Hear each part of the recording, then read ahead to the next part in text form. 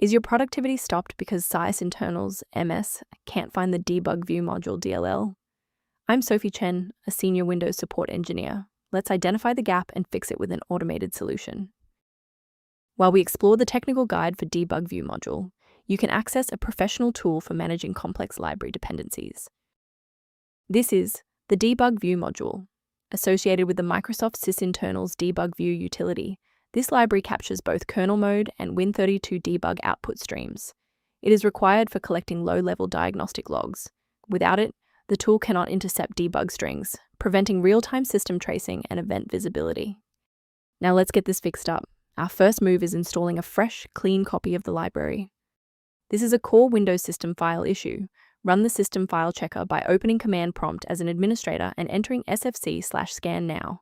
Windows will scan your system and automatically repair missing or corrupted core files such as DebugView module DLL. If the application still won't initialize, we need to shift our focus to how the Windows loader is interacting with the library.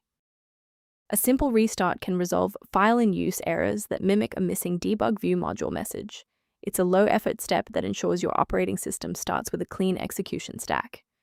Don't forget to bookmark the video or give it a like before you restart. It's the fastest way to jump right back into this tutorial after the reboot.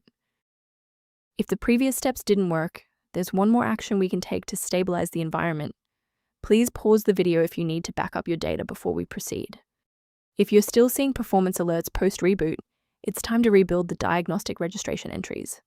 First, open command prompt as admin.